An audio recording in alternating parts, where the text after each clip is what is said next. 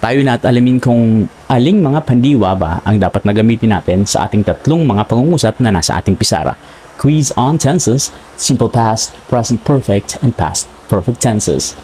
Sentence number 1 reads, he blanked his homework yesterday. Ang sagot ba ay A, completed, B, has completed, C, had completed. Dito, alam natin na mayroon tayong time indicator na yesterday. Pag nakakita kayo ng mga time indicator kagaya ng yesterday, last night, last week, last month, basta definite siya na tapos na or past, ibig sabihin nangyari na, tapos na siya, definitely in the past. Ang tense na dapat piliin mo ay yung nasa past din ang form.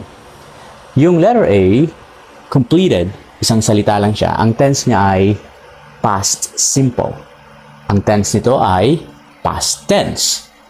Now, ang letter B, ang tense nito ay present perfect. Ano ba ang pinagkaiba ng present perfect sa past simple?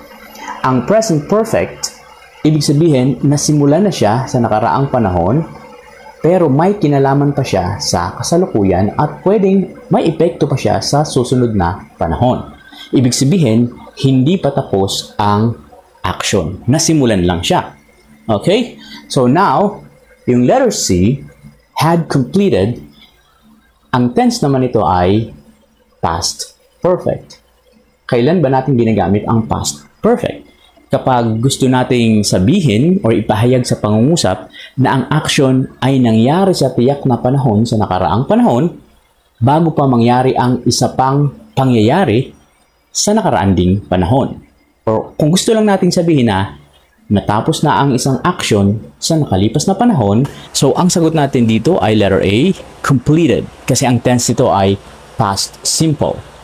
He completed his homework yesterday. Kapag ang tense natin ay past simple, pwede siyang gumamit ng time indicators na definite kagaya ng yesterday, last month, last week, earlier, at iba pang pwedeng gamitin na definite in the past yung ating panahonan. Okay? So, ang sagot natin dito ay completed. Next, number 2.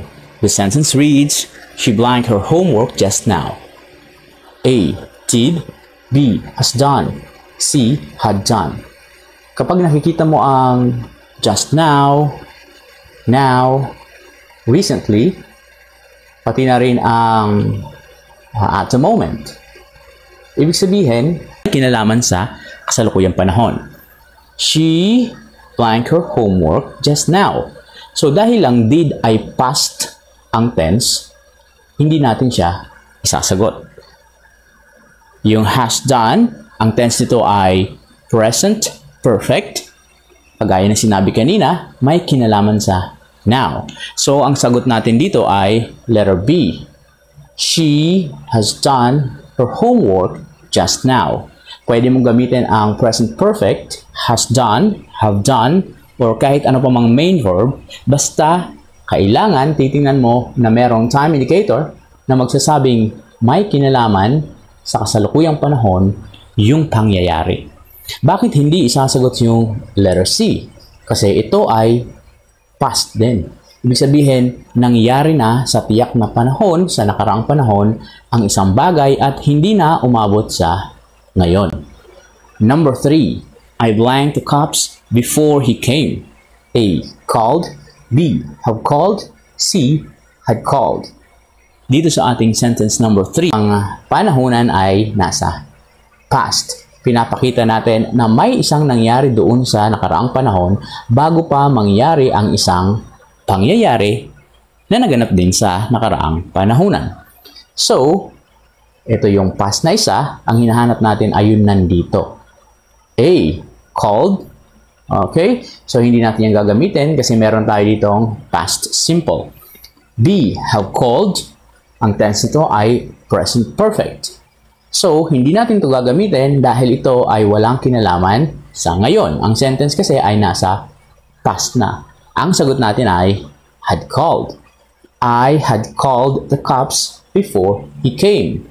Ang ibig natin sabihin dito, natawagan na ang mga pulis bago pa siya dumating. Parehong tapos na ang dalawang tenses na ginamit natin sa ating pangungusap. Hope this helps. Follow for more.